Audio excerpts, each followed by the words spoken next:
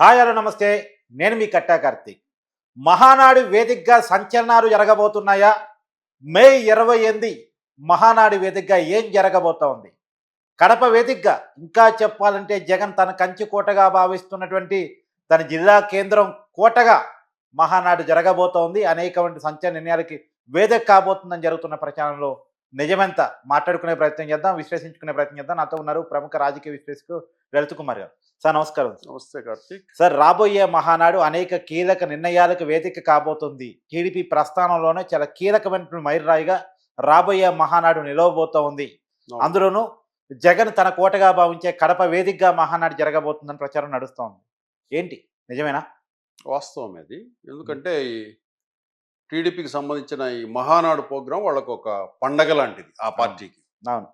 ఈ మహానాడును ఏదైతే ఈ విజయాన్ని సాధించారో ఉమ్, కూటమి ప్రభుత్వము, ఆ విజయాన్ని టీడీపీ పార్టీ రాయలసీమలో నిర్వహించాలని నిర్ణయించింది. ఉమ్, రాయలసీమలో కూడా ప్రధానంగా కడప నియోజకవర్గంలో మహానాడును నిర్ణయించాలి అనేది. కాకపోతే ఈ మహానాడుకు ఒక ప్రత్యేకత ఉంది. ఈ మహానాడులో నాకు తెలిసి నారా లోకేష్ని పార్టీ వర్కింగ్ ప్రెసిడెంట్గా వాళ్ళు ఎన్నిక చేసుకోబోతున్నట్టు తెలుస్తోంది. జనరల్గా వాళ్ళ పార్టీలో వర్కింగ్ ప్రెసిడెంట్ లేదు. లేదు, ఉమ్, టీడీపీ పార్టీ స్ట్రక్చర్లో, ఉమ్, ఆ కమిటీ స్ట్రక్చర్ బాడీలో ఉమ్. ఈ వర్కింగ్ ప్రెసిడెంట్ అని లేదు. ప్రెసిడెంట్, జనరల్ సెక్రటరీ, తర్వాత మిగతా వైస్ ప్రెసిడెంట్లు, జనరల్ సెక్రటరీలు, కార్యదర్శులు ఇట్లా మామూలుగా ఉంటుంది. Polit bureau. ఇక్కడ ఈ వర్కింగ్ ప్రెసిడెంట్ అనేది ఈ మహానాడులో రెజల్యూషన్ పాస్ చేసుకొని, ఈ కమిటీ ఏదైతే ఉందో చేసుకొని వర్కింగ్ ప్రెసిడెంట్గా ఆ డిసిగ్నేషన్ క్రియేట్ చేసి అందరి ఆమోదంతో నారా లోకేష్ని తెలుగుదేశం పార్టీ జాతీయ వర్కింగ్ ప్రెసిడెంట్గా ప్రకటించేందుకు రంగం సిద్ధమైంది. అప్పటికి పార్టీ వ్యవహారాలన్నీ ఇంకా నారా లోకేష్ గారు చూస్తారు. చంద్రబాబు నాయుడు గారు ప్రభుత్వాన్ని చూసుకుంటూ జస్ట్ మానిటరింగ్ చేసుకోగలుగుతాడు. ఓకే. అంటే సలహాలు, పార్టీని లోకేష్ చేతిలో పెడుతున్నారు అంతే. పార్టీని లోకేష్ నిర్వహిస్తాడు, ఆయన ప్రభుత్వాన్ని నిర్వహించుకుంటాడు. అట్లాగే పార్టీని కూడా మానిటరింగ్ చేస్తుంటాడు. అంటే సలహాలు, సూచనలు, వేటికైనా కూడా ఒక పెద్ద మనిషిగా, సీనియర్గా చంద్రబాబు నాయుడు గారు ఉంటారు, సీనియర్స్ కూడా ఉంటారు. ఈ కొత్త బాడీలో కూడా కొన్ని కొత్త జనరేషన్ చేరే అవకాశం ఉంది.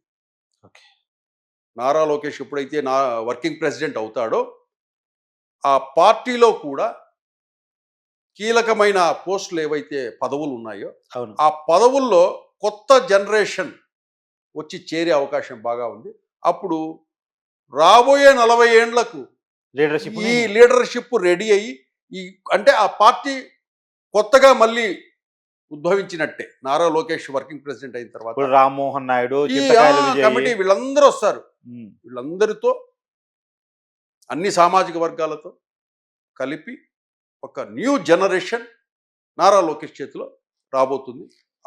కడప వేదికగా మహానాడు పెట్టాలనే ఆలోచనకి బీజం ఏంటి అంటే మామూలుగా రాయలసీమ జిల్లాలు, వీళ్ళు స్వతహాగా చంద్రబాబు నాయుడు గారు రాయలసీమకు చెందిన వ్యక్తి.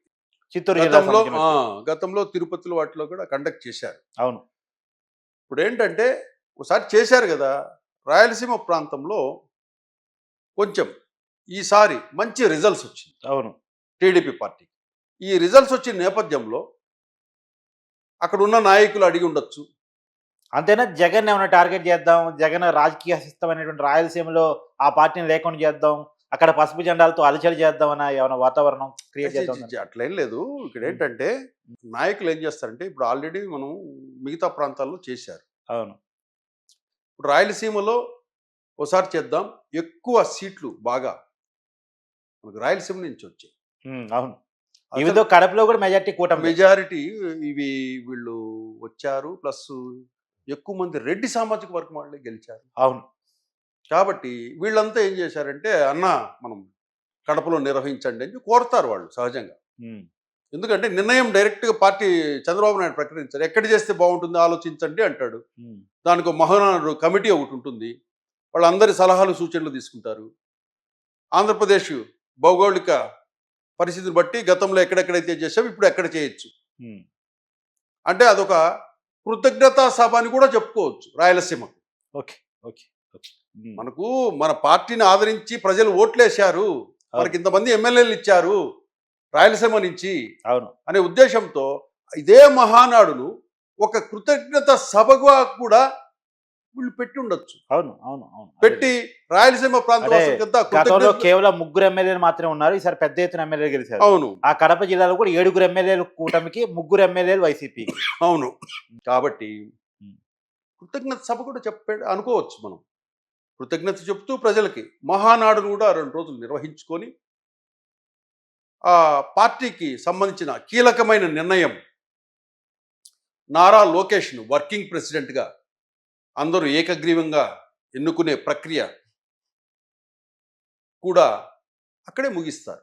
ఓకే. కాబట్టి అది అంతేగాని ఇప్పుడు వైసీపీ కోసం మహానాడు చేసుకోలేరు కదా. లేదు కాదే, వైసీపీ కోసం రాజకీయాల్లో ఒకటి ఉంటుంది కదా సార్, మనం ఎదిగే క్రమంలో, మనం నిర్మాణం తీసుకునే క్రమంలో అవతలవన్నీ కూడా లేకుండా చేద్దాం అనేది రాజకీయ అది సాధ్యం. మీరు అన్నట్లు మీరు అడిగే ప్రశ్న ఏదంటే అది జగన్మోహన్ రెడ్డికి వైసీపీ పార్టీకి అప్లై అయ్యారు. అదే అంటే అక్కడికి వెళ్ళేసి నీ దగ్గర కూర్చొని నీ దగ్గర నేను అంటే ఏదో నిన్ను నీ మీద పెత్తనం చేయడానికో నీ మీద పై చేయని చెప్పుకోవడానికో అని ఉంటుంది. ఆ మనస్తత్వం వైసీపీకి ఉంటుంది, టీడీపీకి అది ఉండదు. ఓకే. ఎందుకంటే టీడీపీకి ఎందుకు మనకు రాయలసీమ నుంచి ఇన్ని సీట్లు ఇచ్చారు, రాయలసీమ ప్రజలు ఇన్ని లక్షల ఓట్లు వేశారు, మనకు ఆదరించారు కాబట్టి వాళ్ళకి ధన్యవాదాలు తెలుపుకోవాలి. మనం రాయలసీమ ప్రాంతానికి చెందినవాడు చంద్రబాబు నాయుడు గారు కాబట్టి తన కొడుకును వర్కింగ్ ప్రెసిడెంట్గా అక్కడ ప్రకటించుకోవాలన్నా సొంత గడ్డ మీదనే నారా లోకేష్ని నా వర్కింగ్ ప్రెసిడెంట్గా ప్రకటించుకోండి, దానికోసం కడపలో పెట్టే ఆలోచనలు చేస్తా ఉన్నారు.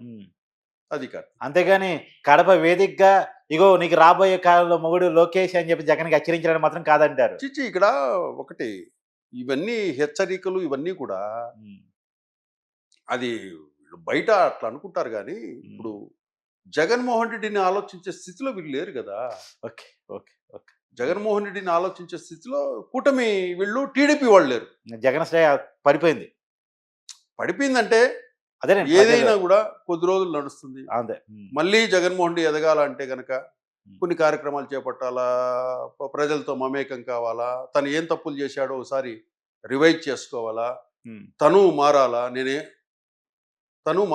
మారి మళ్ళీ వర్క్ చేయాలా. మళ్ళీ వర్క్ చేస్తే నమ్మారనే విషయాన్ని ప్రజలు నమ్మాలి. ప్రజలు మారిన విషయము ప్రజలు నమ్ముతారు, ప్రజలు ఆదరిస్తారు. ఆదరించినప్పుడు తను కూడా పికప్ కావచ్చు. కాబట్టి ఎవరు కూడా కింద పడ్డా మళ్ళీ లేస్తూ ఉంటారు, సహజంగా జరుగుతుంది. కానీ దానికోసమని ఏదో హెచ్చరికలాగా లోకేష్ కను ఇంకోటను, ఎందుకంటే లోకేష్కి ఆ మైండ్ సెట్ ఆలోచన ఉండదు. తను వర్కాలిక్ మైండ్, వర్క్ పని మీద దృష్టి ఉంటుంది తప్పితే ఇదేదో చేయాలని, వాళ్ళ మీద డామినేట్ చేయాలని, వాళ్ళ మీద పెత్తనం చేయాలను ఇటువంటి మనస్తత్వం ఉండదు అతనికి. కాబట్టి అతని తరహా వేరే, అతని ఆలోచన విధానం వేరే. కాబట్టి రాయలసీమ ప్రాంతంలో మనం కండక్ట్ చేయాలి, కృతజ్ఞత చెప్పాలి. అలాగే రాయలసీమ బిడ్డ కాబట్టి నారా లోకేష్, చంద్రబాబు నాయుడు గారు కాబట్టి ఆ ఏరియా నుంచే వర్కింగ్ ప్రెసిడెంట్గా మనం పరిచయం కావాలి ఆంధ్రప్రదేశ్, అంతే, ఇంకేం లేదు. Thank you sir. Okay Karthik.